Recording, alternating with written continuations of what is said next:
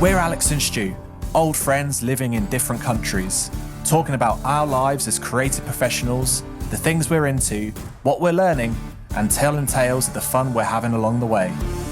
This is our way of helping to have a glass half full approach to life, and we're hoping it can help you too. Welcome to The Last Half.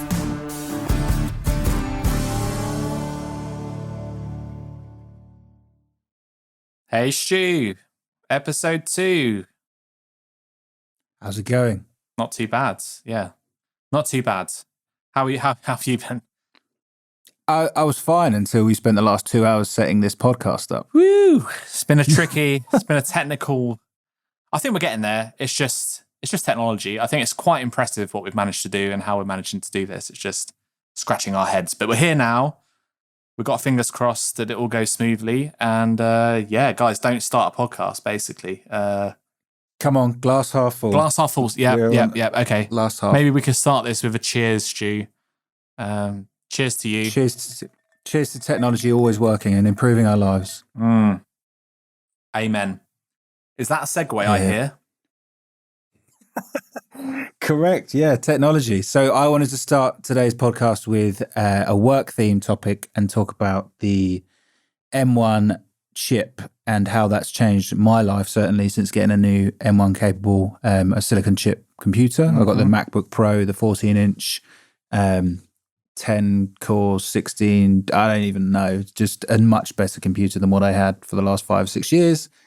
And I actually just made a little video yesterday around how one of the main tools that I use, called Izotope RX9, the advanced suite, which is in short a audio restoration tool which cleans up all of the audio in many ways which I never thought were possible. They've just announced capability and within the M1 suite, which means that all of my workflow is now a lot quicker, which is awesome. And ultimately one of the reasons why I spent all that money on a new computer instead of paying for heating over Christmas. So I just wanted to share how awesome that is, really, and a bit of a tip of the hat towards the show notes, where you can check out a video that I just made about those findings and the differences between even the same technology, but now with it being capable and not being ran via Rosetta, and how that's improved my life already. Well, firstly, Stu, heating over Christmas for the man that lives in Spain, does it get cold, Stu? Or it does. Okay. It's not England cold. No. It just, and we have, obviously, the boys are 2 and 6 months, and, fairly important that a 6-month-old has some sort of warmth in his life over winter. Yeah, but I sacrificed that to get a new computer. So I'm just glad that now I can justify it with the super speed that the M1 gives me. What you're going to do. I mean, yeah, I was going to prompt the guys to take a look at Stu's YouTube channel. It's full of knowledge. Stu truly is one of the most knowledgeable sound experts that I know. It's the only sound expert I know. But, it's been great to see Stu getting on the YouTube wagon and producing some great, useful content, because I always need to go to YouTube to find out how to use this plugin or what this dynamic microphone needs in terms of gain boost, clean gain boost, and all that sort of stuff. So, yeah, it's good content, Stu, and long may it continue. So we'll put the link to his YouTube in the show notes. Definitely check it out, like and subscribe. And I think there's going to be much more to come, isn't there? Yeah, hopefully. I got into a bit of a groove at the beginning of last year about making a few different videos on different tips and tricks on things that I do to make certainly podcast audio a little bit better and more pleasing on the ear, so to speak. And it's amazing putting some of that content up online, how, people come out of the woodwork and turn around and say, oh, I had no idea you do that. Practically everyone in my life still thinks that I work with bands in my mum and dad's garage, I think, including my mum and dad, despite me not being in the garage now for 10 years. But it's cool. It's cool to sort of share that with people, and generally sort of makes you really think about making sure you know what you're talking about before you actually make those videos, because if you don't, then you look like even more of a mug than you already do. So I enjoy it. And now I've got a nice camera that I still don't know how to use anyway, but it gives me another excuse to make nice videos and just make stuff for myself. 100%. Bit of a creative outlet. I mean, it's a bit of fun, isn't it, as well, Stu? I mean, we both enjoy production, technology, digging deep and challenging ourselves with how to improve our quality. And, that comes with audio as well. From the mics we use to the post-treatment for the audio podcast version, it's great to be able to apply what you do for a living into something that's a bit more creative. So, I mean, for sure, on the M1 chip bandwagon, and a bit of a segue into my perspective of the technology stuff that's been happening in the last few weeks for me. I did dive in and I did purchase myself an M1 Mac Mini, full well knowing that in a few weeks' time, Apple are going to announce the new one, which has got the M2 chip. I don't know what it's called, the M2 chip. It's going to be the Mac Mini Studio or the Mac Mini Pro. So I do know this, guys. If you're listening, I did know that this was going to come out, but the decision was made because, number one, for you guys, this podcast, we needed a computer to run this that was better than my 2016 MacBook Pro. So it seems to be working a lot faster. CPU's great.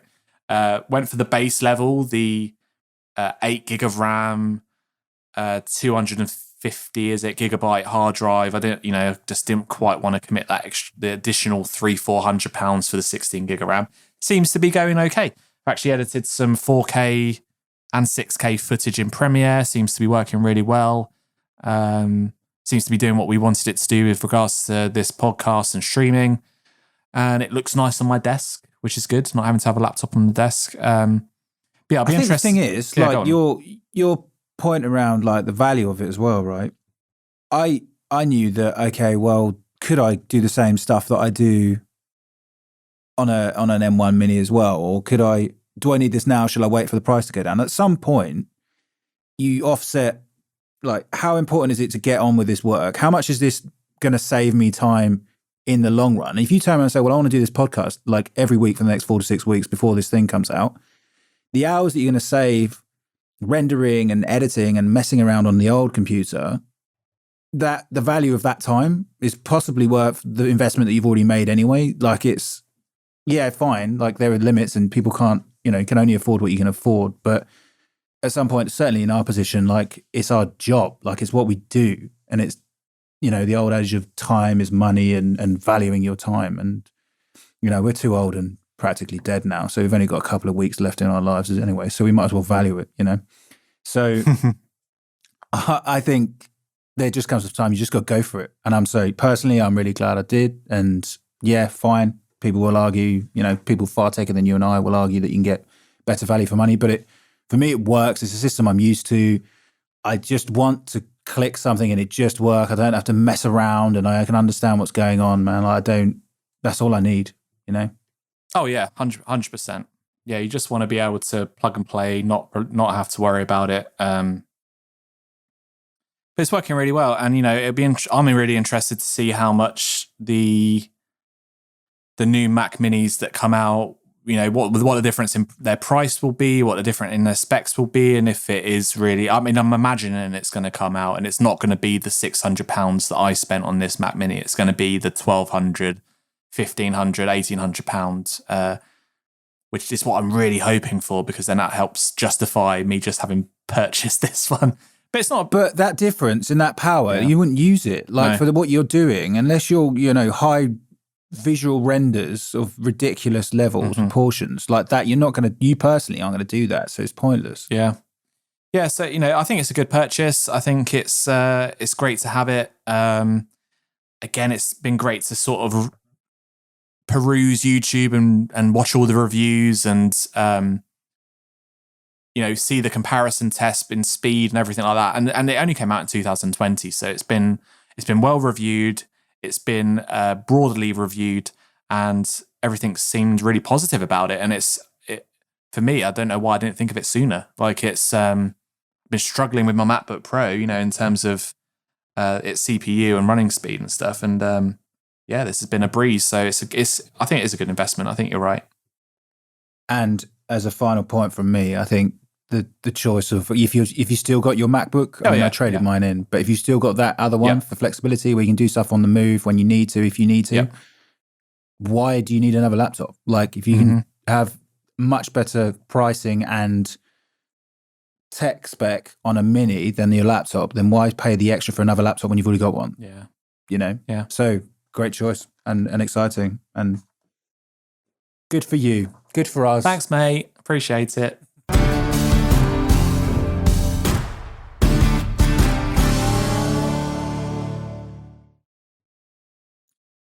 That was a new feature. We've decided that every one of our sections, we're going to add a little ident just to help everyone sort of break it up and go, okay, well, that was the first boring section. Here's some more rambling. So here's the second section of rambling. Yep. In our fun section, I wanted to talk about my obsession with what's known as Philips Hue lights, and in particular, the outdoor lights at the moment. So really lucky to have the space that we have outside and spend a lot of time outside, and currently in the process of renovating everything. We're just about to start, and again with a 2-year-old and a 6-month-old, probably one of the most stupid decisions we've ever made, but hey, do it now and we'll get 30 years of usage out of it rather than 10, and that's my excuse. Anyway, I wanted to share how cool Philips Hue lights are and how obsessed I am with them. I know that we've got some pictures, cool functionality that Alex has brought to the table. We'll best describe this audibly for our audio listeners. We will not forget you, but yeah, we do have some visuals to share, so let's have a look at those. Here you go, Stu. Can you see that? Yeah, so these are a couple of different pics of my outdoors. So what I've really understood with these Philips Hue lights is the best thing to describe it is about painting the walls rather than filling light in the space. So it's great if you just want to flood light everything, but it just feels really washy and rubbish. So very quickly noticed that the best thing about all of these Hue lamps is how do you paint a wall rather than fill a space. That's my wife in the background, just probably telling me that the kids need to be fed. What are you doing? Stop messing around with Alex. Sorry. Welcome to the world that we're in. As Alex, I don't even know if you've seen this, to be honest. No, I haven't. But there's a couple of images. So that's our pool as it stands. Things are going to change, but it just adds so much value, and it's to the space. And like you always get those really nice comments when people come around. Oh, this is cool. Like I want to hang out here, and that's that's why you do. How do they say that? How do they say that in Spanish, Stu? No, I'm not going to embarrass myself. Well, I haven't actually been to this house, have I? So, you moved in here just before the pandemic, I think, and it looks amazing, but I'm so envious. I really want to just dive into that pool and spend some evenings drinking some whiskey and G&Ts. Really nice at night, like it just, especially when the weather's nice and the temperature's nice and warm. And yeah, and there's plenty of people who turn around and say, well, why don't you just buy like RGB strip lights that are really cheap and stuff? And it's like, well, yeah, fine. If you can, if you can't. But for me, I really wanted a system that everything works on one system, and I go to one app and it's all the same and they can all sync at the same thing and visually see that and select those color profiles and everything. And it's a hefty investment though, isn't it, Stu? That's a hefty amount of Philips Hue bulbs to stick outside. Are they protected in terms of, I know you don't get a lot of rain in Spain, but it falls mainly on the plane. So the outdoor ones are like IP68 or whatever. So they're waterproof. Okay, that's good to know. But the other thing is a little tip for everyone. So I'm sure people already know this, but I buy a lot of stuff from Amazon. But if ultimately Amazon has Amazon Warehouse, which is cool for secondhand / anything that's been returned and fixed, getting stuff at a reduced rate. So again, if you're paying 80 euros, 100 euros for a light and you don't want to spend that much, well, check out Amazon Warehouse and you'll find the same thing, exactly the same quality for 2/3 of the price. That's a little tip for everyone. And that's where I got most of mine from, to try and save a bit of money. That's quite good. Do you want to talk us through some more of these pictures? I haven't been flicking through them. So this is the swimming pool. Yeah. So first one, that's swimming pool on the side of house. We're going to put a little outdoor kitchen there. This is the front garden, and just flicking through really. So just, again, some lights on the walls, lighting up trees on fountains and then ceilings, like strip lights, which was really nice on the next photo you'll see. Yeah. We had a strip light above. I forget the word. Like, I'm in this position where I'm like calling things by their Spanish names rather than their English name, but it's by the blind on the porch. That's the word I was looking for. Hiding it behind the blind and filling a space again, rather than just having one light, as you can see on the side, which is more of a point rather than a filler. So yeah, just really enjoying it, and does look a bit like a stripper joint from the outside, but I'm fine with that. I mean, if this is what your house looks like most of the year, I wonder what it looks like at Christmas time. I mean, you must be going all out with the Christmas decorations, Stu. Yeah, my dad's pretty envious, but then he immediately went from, why do you need that rubbish, to, oh yeah, that's quite cool, I might buy some, and then now has more than me. So I mean, it must be a middle-aged thing, guys. It must be a last half thing, because, you know, I'm certainly hooked up with the Harmony hubs and the Alexa lights across my house as well. Just you know, the outside maybe not to this extent. Have you got a lot of stuff inside as well, Stu? Yeah, just too much. I mean, I got to the point in terms of the Hue stuff. So I've got 2 bridges. Each bridge, Philips Hue bridge, you can only have like 50 devices before it starts getting a bit funky and disconnecting and stuff. So I had to buy a separate one for outside because I had too many lights. And as always, my wife has absolutely no idea how to control it. We have switches, but still just tries not to press it because she knows she's going to break it. So very excited for the day that my sons decide to change all the lights without my permission. Yeah. I might have to disown them when they do that, but oh, that's wicked, man. It's all supposed to make life easier. I'm not sure it does, but it's a bit of fun. I don't have many vices. I enjoy a good drink, but apart from that, Philips Hue is my biggest vice, I'd say. You got to have something, and that's certainly a nice one to have. I'm sure Marta's like approving of that vice as well, because it makes the house look so much better. Well, this section is all about fun, isn't it? And I've been struggling to think.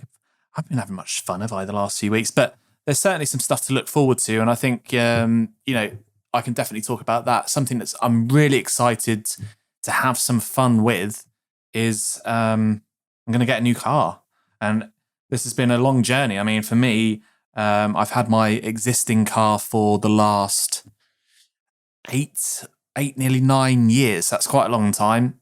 It's gone over 100,000 miles.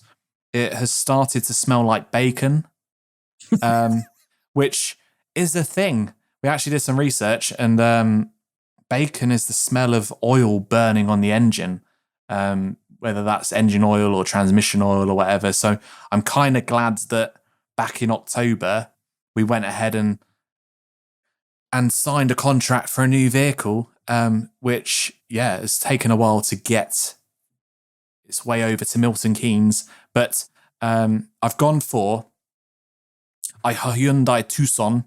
I might try and get a little... I'm not sure it's French, mate. It's definitely not. Let me see if I can get a quick picture of this thing up on here. So let me see if I can share this. Right, so this is what we're going for, guys. We're going for a Hyundai Tucson N-Line S in the shadow grey with the contrasting black roof that's actually a panoramic sunroof. It's a hybrid, saving the world. We're super happy with it. Myself and my wife, this was one of the cars that we both decided we liked the look of. And I've been talking about getting a new car for the last 5 years. Like, it's really something I've been battling with. But I feel like this car suits me, suits us. As we spoke about in the last episode, we have a baby on the way due in June. And this car has actually been voted SUV Family Car of the Year 2021-2022. So we couldn't be asking for anything better. I kind of like the way it looks as well. It looks really sporty and it's kind of a bit beastly and a bit aggressive. So 230 brake horsepower. I would tend to agree, given that I've got exactly the same car, mate. Oh, yeah. I didn't get that inspiration from anyone in particular, did I? But yeah, you have got the same one, haven't you? That's what.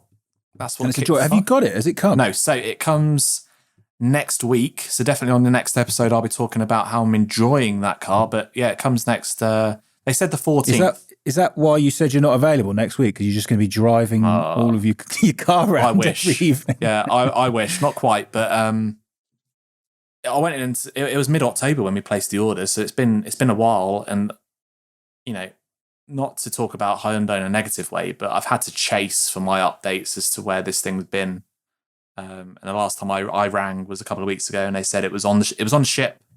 It's on its way over. So yeah, it should be with me the 14th. I'm not expecting it's going to be. I'm expecting to add another 2 weeks onto that probably until I get my hands on it, just, to not disappoint myself. But nonetheless, super excited to have a new vehicle. I have to say, we had a lot of journeys in that Vauxhall Mocha. The Vauxhall that you're Mocha. currently about to get rid of. And, other than going on plenty of shoots and having a lot of bacon sandwiches in the morning, which sure has nothing to do with the smell of bacon in the car. I think it's great that you're getting it. It's just, it's a little treat, isn't it? Well, it's a very big treat. But again, it's a lovely car. You're going to really enjoy it. And the sunroof, having again have the same, pretty much the same model, but it's a slightly different version, but also having the sunroof, and was never something that we planned for. And it kind of just came around. It was like, look, we've got this one version available that's got the sunroof, and it's a really nice thing to have. I think I remember a lot of like my dad, my granddad used to have cars with sunroofs, and they loved them, and I was banging on about it. I never really got it, and then we got that, and I was like, okay, now I get it. It's lovely. It's a really nice thing to have. So yeah, I'm sure you'll enjoy it, mate. Very happy for you. Thanks, dude. Yeah, no, super excited. And you kind of when you got yours, I remember now. When you got yours, it was a seal of approval, and without having much imagination when it comes to cars, other than really wanting to get a Tesla, which was totally not going to happen. I was like, what's the best thing? What's the second best thing I can do? Copy Shu. So yeah, went for it was on my radar for a while. And when that N-Line S was out, I was like, whoa, that looks pretty good. I'll go for that. It's one of those cars as well. And I'm not a car guy either, probably even less than you are. But it's one of those cars that you drive past, or even people drive past you, and you notice it in they're driving it, and you're like, oh, that's a bit different. And I suppose people get used to it. But it's because it was new. It's got that front grille that's quite, sleek, futuristic, but not too aggressive. Yeah. It's cool. Like it's cool as an SUV could be. Like I think it's something really nice. I think so. It took a while for me to decide on the color. Like I think you went for that. Was it midnight black or something? It's like a dark night. Or something like it's got like a bluish tone to it, which looks amazing. And it kind of looks a bit like a Batmobile, And that's what kind of attracted me to that whole front end of the car. But we were debating it, and it was like this shadow grey color, which is almost a matte color. It's not a gloss color. Because I couldn't see any examples in real life, there were none over here. It was a big risk to take to choose that color. But the more I spoke about it with the dealers and and Becky as well, like the more we thought it would stand out more. Like it was so unique because you could only get that color with the N-Line package that there wouldn't be that many on the road. And I've sadly joined a Facebook group for all the N-Line or all the Tucson people that had just bought one and were waiting. And honestly, it's filled with complaining, like people tracking the ships, like, where's my order? I ordered it 9 months ago. There's a lot of complaining in terms of delivery dates, but I guess with the pandemic and the chip shortages and the delays, it's all kind of validated. And it will make you appreciate it more. Yeah, but amongst that, I managed to see a couple of them come into the country and the pictures that these guys are posting, and it only reinforces my excitement for it. So super excited about that. Super excited to have fun with it. We'll report all about that in the next episode.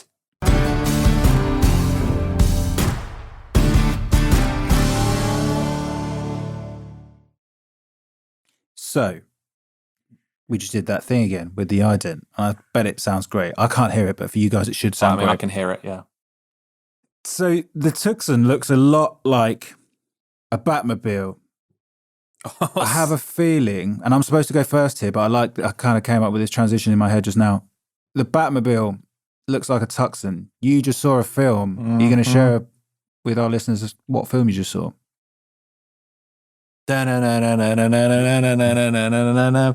Batman. Whoa. Yes, Stu. The Batman. Released on Friday, just gone, and managed to go and see it in IMAX in its full glory. Awesome. So you've probably heard about this. It's the sequel to Twilight 3. Robert Pattinson taking up the mantle as the Batman, directed by Matt Reeves, who's not directed a lot, but has directed some stuff that people would have heard about. It features a strong cast of Zoe Kravitz, Jeffrey Wright, who's amazing. I love Jeffrey Wright, especially in Westworld. Colin Farrell, Paul Dano, Andy Serkis, Peter Sarsgaard. So yeah, lots of great actors, and it did not disappoint. It was the Batman we all thought we wanted. We all thought we'd got with the Christopher Nolan series of films, but I watched The Dark Knight Rises last night. It was on TV. I watched the back end of that. And compared to The Batman, The Dark Knight Rises felt like a comic book film. It felt like a Marvel so that film. was going to be my immediate question. I love that film. And I was going to be like, how does that compare to that? Like, I have such high expectations or totally not taking anything away from Christopher Nolan's films, The Dark Knight Rises. I mean, when I saw that in the cinema in IMAX, I was like, this is cinema. Like, this is blowing me away. But the Batman is so much darker, considered noir, auteur in terms of the voice of the director. It really is painting Batman as a detective more than any of the other films has.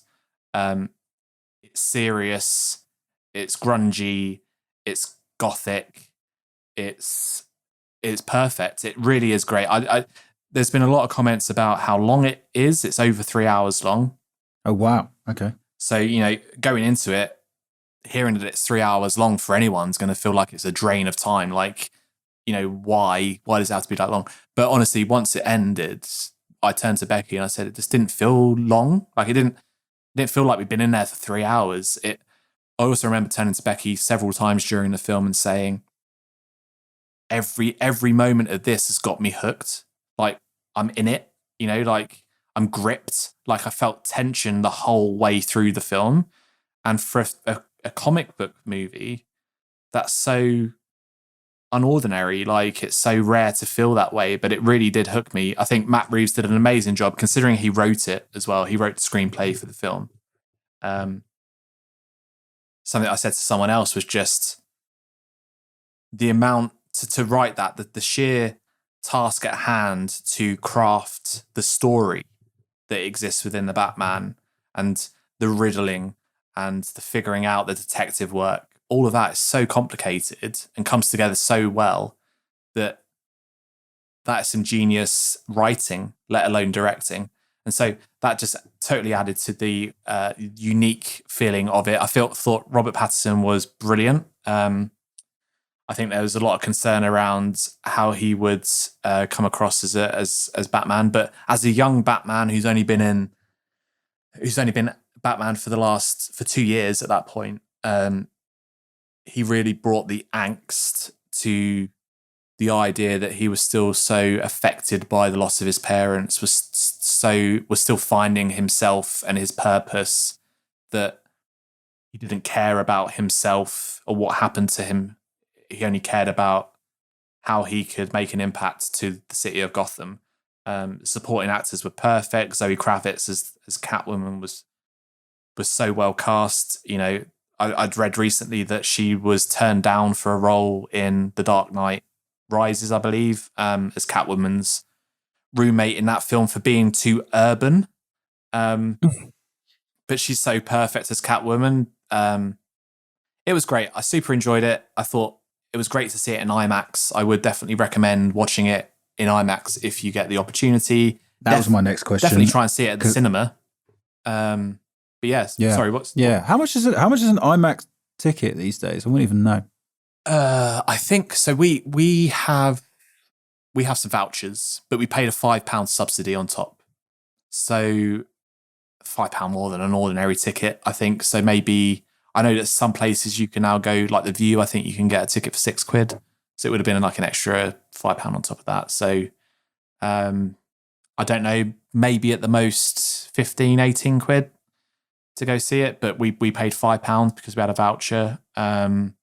But worth it either way. You'd pay it again, I guess, to go. 100%. I mean, just to see it, the size of the screen, just to take it all in. I definitely would go see it a couple more times. I think there's so many layers to it that I need to try and unpack more But I was so excited to come back from that and start reading up on it. And there's definitely some breakdowns that are interesting to watch on YouTube and kind of unpack what did the Riddler know, what didn't he know, how's everything connected, the ins and outs of the detective work. It's cool, man. It didn't let me down. Can tell. A lot of love for that. 100%. Yeah, it sounds good. I'd love to go. And I haven't been to the cinema since I've been here, obviously, from the fact that I can't. I would understand some, but not fully immerse myself in it. So I just haven't. And again, having kids, you just don't find the time, unfortunately. But yeah, I would love to. And if not, then I'll just have to try and get hold of it and watch it at home. But yeah, it sounds great. Yeah, it was great. What about you, Stu? What have you been unpacking? What content has floated your boat? I've been trying to up my content consuming of podcasts intake. So I wanted to share 3 different podcasts that have over the last week have just suddenly entered my world, and actually 2 of them have just entered my world, and one of them I really like and for a while now. Firstly being on the subject of parenting hell. I'm super late to this, as I've been told by a few different people when I shared it with them again. So it's the same as last episode. Rob Beckett and Josh Widdicombe's Parenting Hell. I've started listening to that myself, mate. Obviously not as a parent yet, but it's hilarious, and those guys are great. Yeah, very funny because it's funny generally. Yeah. But just you suddenly just see things or hear things through your own eyes and go, oh yeah, that was me. Oh, now I understand. I'm not the only one who's stressed out with that. It's even in the first couple of episodes, I was just creasing up listening to that. There was one moment where they were talking about some guy had written in, and he had a Mars bar that he just kept having. His child just kept stealing it from him. So he literally went to have a shower and had the Mars bar in the shower because he was like, this is the only way I can have this Mars bar without it being stolen by my child. And it just really hit home. And it's quite, funny enough, it's quite therapeutic because you kind of I don't know, I think men don't really talk about stuff other than moaning about it. So hearing these other stories, you go, okay, it's not just me and we're all going through this, these challenges. Yeah. I caveat all of this of saying I love my boys as much as anyone can love anything. Doesn't mean that I don't find it challenging. So it's a really good listen for a lot of laughs and very therapeutic for that side. Yeah, and they share stories with others as well, right? Like people call in and or send in emails and stuff, and they comment and talk about those things, the funny incidents or bits and pieces like that. Totally. So. It's really good listen. So recommend that one for any parents, I guess. Secondly, the one that just came into my life, the rest is politics. So it's Rory Stewart, former cabinet minister for the Conservative Party, and Alistair Campbell, obviously of Labour fame and Tony Blair fame X amount of years ago. Super cool because I'm really into my politics and anyone that basically shouts down the current regime, and both of those guys do, rightly. And they're both from very different sides of the pond, but they seem to understand agreeing or disagreeing agreeably, which is really interesting and topical. Really interested in politics ever since Brexit, really. It's been a massive impact on my life, for even just silly things, really. I get paid in pounds as I work with English clients, so the exchange rates of euros living here is massive for me, and that was affected hugely by Brexit, and anything that has had that impact on my life, I can do nothing about it, but it's interesting to see and hear about. So yeah, that's a good listen. And finally, a podcast called Thrive Guys, which is by a guy called Dan Short and another guy called Joe Page, who talk similar to this, but talk a little bit more. They have kind of a theme every week or every podcast, a challenge that, stuff like, they're talking particularly about productivity mainly, but stuff like, does getting up at 4 o'clock in the morning to have a cold shower, really help your productivity? Here's this new piece of tech and their to-do lists and just different challenges that they go through. And it's good fun. And as I say, I used to work with Dan and he produced his band, and it's just good. It's good to listen to another couple of guys talk about tech and challenges. And one of them's is a new parent as well. So he's going through stuff, and they're funny guys. So a good casual listen. So again, trying to wrap up this bit for me, but I'm here and I work from home and have my friends here and whatnot. But there are things I miss from the UK. So it's nice just sometimes to get in the car, even if I'm just going on a short trip, just listen to just listen to people talk the talk, and just have them in the background, even if I'm not paying attention. So those are the three that I'd recommend. Wicked, man. So they experiment with those things as well, do they? So if it's like the cold shower thing, they'd go through and they'd try it themselves and sort of report back as to what their results they found were. And exactly, exactly. Cool. So the cold shower thing, taking sugar out of their diet for a month. I can't even think. Have you tried they go through different productivity apps as well. Again, a bit of a tech geek myself, and just found new apps. Like I've been looking for a new note-taking app and just came across Notion by those guys, and I love it versus what I was using. So yeah, good listen. So you pick up on some of the stuff that they talk about and give it a go, and exactly. Cool. And another way of sort of finding out new stuff, really. That's my recommendation from my love for this week. Wicked.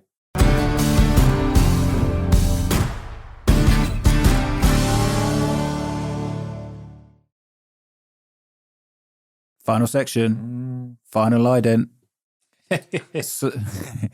So I'm going to start with what's a very not intense, I suppose, is the right word. First podcast, I was recording with you, Alex, and I had a few phone calls and ended up finding out that once or during the recording of that first podcast, my Granada passed away, which is kind of mental. Because I'll always remember that for that. But it was ever since then. Obviously, that was a few weeks ago, and myself and Marta, we went back with that. We left the kids here in Spain with in-laws, and went back to the UK for the funeral and stuff. And it's been interesting in that, I don't know, funerals. You don't go to a lot of them at this age. Hopefully not, but they're always a time to reflect, right? And what I found really interesting about that was there was certain things that part of the ceremony, were part of it. Myself and my brothers were part of the ceremony quite heavily. Certain things that you always say to yourself, I'm not going to do that. I don't find the strength to do it. And then when it comes to the moment, you do it. I'd said I was never going to write a poem or write something for me to read out because I don't think I had the strength to do it. And when I came to finding something, instead of writing it, I just wrote it. Mm-hmm. And that was interesting. When you come to say goodbye in the last part of the ceremony, as you walk past the coffin, instead of, I said, no, I'm not going to say anything, but I did. I said goodbye, and I didn't. It was just really, really interesting. And the second part of that really for me was using it as a way of reflecting on how I've been and how I am in my life, and what would happen with me. You always put yourself in the same position, and what would happen at my funeral. And he was a 92-year-old man that had best part of 80, I think it was 85 people or something ridiculous. Wow, yeah. Who most of his friends had obviously already passed away as well. So it made me think, would that many people come to mind? Probably not, because I'm a bit of an arsehole. But I just think, like, everyone always had nice things to say about him, and I was very very fond of him, and it just made me think, maybe I need to be more like him. And that's what I've been kind of trying to think about myself recently, and can I be more like him? And really just wanted to share that, really, because it's always a moment to reflect in your life, isn't it? And then time to sort of take things in and go, okay, am I doing things how I want to? So yeah, we're in a good place with it, and these things happen. He's much happier now, I'm sure. So it's that's what I wanted to share, really, for my life. Quite poignant as a point. Well done, mate. Thanks for sharing that. I think it's important to share that, and I think it's I think you did him proud. I think it's like you said, you have to step up in those situations because he deserves that. Like, he deserved to have you speak from the heart as to who that man was. And I think as a grandson, there's a perspective there that your mum and dad wouldn't have, that, other relatives or friends or contacts wouldn't have. And I think it's a special connection that you had to him. So that was important that you found the words. And I think, you didn't need to put pressure on that. It just seemed to come naturally. But yeah, you've definitely spoke very highly of him since I've known you. And I think it's great that you, at the age you're at, had him still, and was able to for him to be at your wedding and all that sort of stuff. So I think it's it's super difficult moment in time, but I think you definitely did him proud, and it's I think it's great that you've shared it on here to the people that are listening. Thanks, man. Appreciate it. Thanks. It's I'm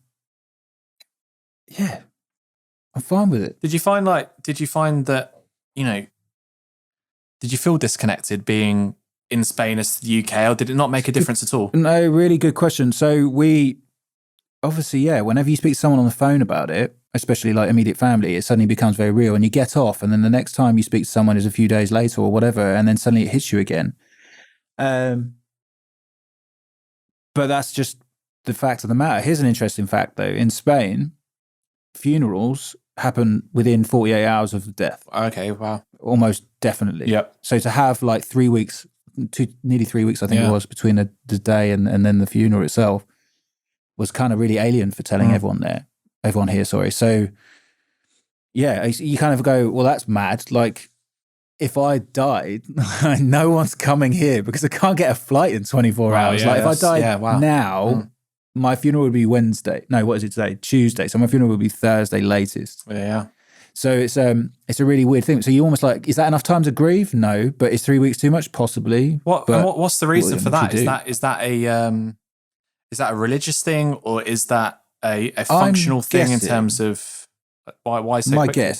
My guess would be, years ago, refrigeration costs weren't there. And obviously this is a hot part of the country. So, yeah, true. Keeping bodies in 35 degrees in the summer, like, it's madness. So possibly that, but I'm just, stabbing in the dark, I guess. Yeah. But it's interesting. It's just really different way again, which is funny because they're really slow on 99% of absolutely everything else. But, people are dead, get them out, dig them up, put them away. So anyway, just give us notice, mate. That's all we ask for. I'll put them in 2 weeks notice, please. Around 72 hours. I can't ask for it. 2 weeks notice. Yeah. How about you, Alex? What's your overarching life point for today? I'll tell you what, though. I think it's still. I mean, the biggest subject of my life is going to be the fact that we're expecting our first baby until June. I think it's going to be the progress of that over the next few months. But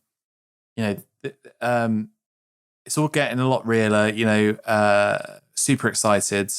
A friend of ours, or friends of ours, are currently, as we speak, going through into labour.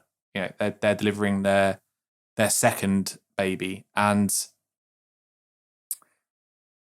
that's great. That's great for us. I mean, the fact that we can relate to them guys going through that right now, we're in a couple of months. But that brings it home. That's going to be us in a few months. And hopefully it all goes smoothly for them and we don't hear any horror stories that create anxiety for us. But I think, we're not at the point where we're talking about birth plans or what we're aiming to do. I think Becky's been reacting to pregnancy well at this moment in time, which is great. It's great to be able to feel the baby kicking now, which is totally weird on one hand, and new and exciting on the other.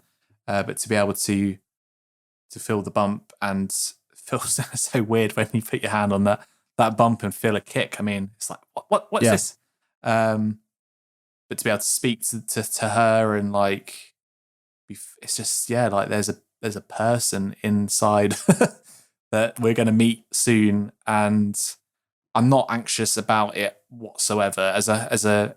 I used to struggle quite a lot with anxiety. It rears its ugly head occasionally, but I'm not anxious yet about, and I don't think I will be. I think I'm just, the excitement is overweighing the concern because I think we're ready and I think we're up for the challenge. I know it's not going to be what we're expecting. I know it's going to hit us hard, but the idea of us creating this person and, we just hope and pray that everything goes smoothly, but it's so exciting. It's just filling our days preparing for that and talking about that, and me doing my best to look after Becky and make sure she's okay and she's getting everything she needs to feel comfortable and confident and happy in the situation is my number one priority at the moment. So that's my kind of life share, which will continue to be on that topic over the next few months until, we'll just be be interesting to see what these discussions turn into once the baby's arrived. Yeah, you're quite positive right now. Right now, yeah. Give it another 4 months and then things will change. Right, can we speed this up, Stu? Can we just make this a 20-minute podcast, please? Because I need to go to sleep. Yeah, we'll just get as many as we can in the can right now because they're going to die a very quick death. Yeah, I can't wait to literally to speak to you in the middle of it all and you just go, mate, why? Why is this happening to me? It's like we need to meal prep these podcasts. You know, we need enough of these in the freezer that we can just pop one in the microwave every now and again. Absolutely. Yep. But no, super excited. You grow into it. It's very, very contrasting to you and what's been going on with you the last few weeks. But it's a great thing to be talking about. And we're very blessed and we're very happy that this is happening for us after a while of trying. So good stuff. Fantastic. Cool. Well, I think we should possibly wrap up by saying this is the second episode. Obviously, this is available on YouTube if you're listening on Spotify. If you're listening on YouTube, then it's also available on Spotify. We are in the process of setting everything up. We are getting there slowly but surely. We've got some nice animations, which you will have seen. If you haven't, then check them out. And hopefully we'll be recording another episode pretty soon and trying to keep our positivity levels up as much as possible. The glass is half full, Stu. It is. Just having these chats, mate, really like boosts my morale and boosts my my positivity. So it's doing its job for us. Hopefully it's helping you in whatever way you can allow it to. And yeah, let's just like and subscribe. Follow us for more. We really appreciate that. And we'll see you soon, guys. We will. See you soon.